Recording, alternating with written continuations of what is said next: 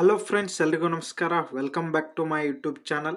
So ನಿಮಗೆ ಹಿಂದಿನ ವಿಡಿಯೋದಲ್ಲಿ ಹೇಳಿದಾಗೆ ಏನೈತಿ, ಎಸ್ ಬಿ ಐ ಕ್ಲರ್ಕ್ನಲ್ಲಿ ನನ್ನ ಫಸ್ಟ್ ಅಟೆಂಪ್ಟ್ನಲ್ಲಿ 100ಕ್ಕೆ 26 ಮಾತ್ರ ಇಲ್ಲಿ ನಾ ಅಂಕಗಳನ್ನ ತೆಗೆದುಕೊಂಡಿದ್ದೆ. ಈಗ ನೆಕ್ಸ್ಟ್ ಏನೈತಿ, ಇದು 2025ರ IBPS ಕ್ಲರ್ಕ್ನಲ್ಲಿ.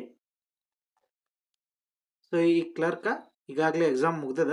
ಸೊ ಈ ಥರ ರಿಸಲ್ಟನ್ನು ಬಿಟ್ಟ ಮೇನ್ಸ್ ಕೂಡ ಮುಗ್ದದ. ಈ ಥರ ರಿಸಲ್ಟನ್ನು ನಾನು ನಿಮ್ಗೆ ಶೇರ್ ಮಾಡ್ತಾ ಇದ್ದೀನಿ, ನಂದು ಸ್ಕೋರ್ ಕಾರ್ಡನ್ನು.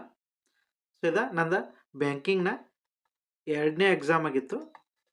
ಸೊ 2ನೇ ಎಕ್ಸಾಮ್ದಲ್ಲಿ ನನ್ನ ಸ್ಕೋರ್ ಏನಾಗಿತ್ತು ಅಂದರೆ, ಇಲ್ಲಿ ನೀವು ನೋಡ್ಬೋದು, ಇಲ್ಲಿ 100ಕ್ಕಿತ್ತು. ಇಲ್ಲಿ ಕಟಾಪ್ ಎಷ್ಟಕ್ಕೆ ನಿಂತಿತ್ತು ಅಂದರೆ ಇಲ್ಲಿ ನೋಡ್ಬೋದು ನೀವು, ಓನ್ಲಿ 46 ಮಾತ್ರ ಇಲ್ಲಿ ಕಟಾಪ ನಿಂತಿತ್ತು. ನನ್ನ ಸ್ಕೋರನ್ನು ನೀವು ನೋಡ್ಬೋದು ಇಲ್ಲಿ. ಸೊ ಇಲ್ಲಿ ಮೊದಲಿಗೆ ಮೆಂಟಲ್ ಎಬಿಲಿಟಿ ಒಳಗೆ ನಂದ ಸ್ಕೋರ 21 ಆಗಿತ್ತು, 21.75. ನೆಕ್ಸ್ಟ್ ಇಂಗ್ಲೀಷ್ನಲ್ಲಿ ಏನೈತಿ 12 ಮಾರ್ಕ್ಸ್ ಇಲ್ಲಿ ಆಗಿತ್ತು. ನೆಕ್ಸ್ಟ್ ರೀಸನಿಂಗ್ನಲ್ಲಿ ಇಲ್ಲಿ 13.50 ಇಲ್ಲಿ ಆಗಿತ್ತು. ರೀಸನಿಂಗ್ 9 ಮಿನಿಮಮ್ ಕಟಾಪನ್ನು ನಿಲ್ಲಿಸಿದ್ರು.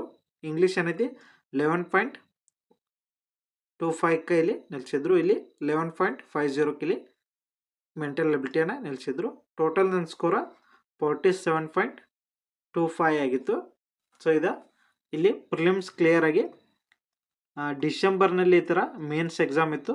ಸೊ ಅದು ಕೂಡ ಎಕ್ಸಾಮ್ ಮುಗ್ದದ ಈಗ.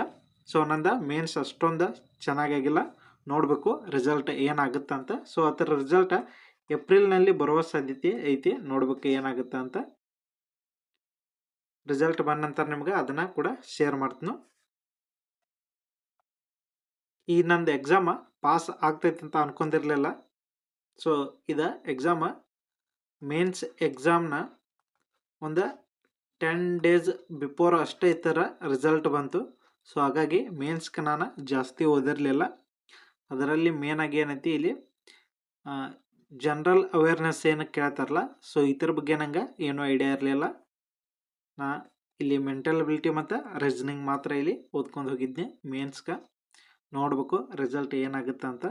ಸೊ ನಿಮ್ಮದು ಈ ಎಕ್ಸಾಮ ಯಾವ ರೀತಿ ಆಗಿತ್ತನ್ನ ನೀವು ಕಮೆಂಟ್ ಮುಖಾಂತರ ತಿಳಿಸ್ಬೋದು. ಹಾಗೆ ಹೊಸಬ್ರು ಯಾರಾದರೂ ನನ್ನ ಚಾನಲ್ನ ನೋಡ್ತಿದ್ರೆ ದಯವಿಟ್ಟು ಚಾನಲ್ನ ಸಬ್ಸ್ಕ್ರೈಬ್ ಮಾಡಿರಿ.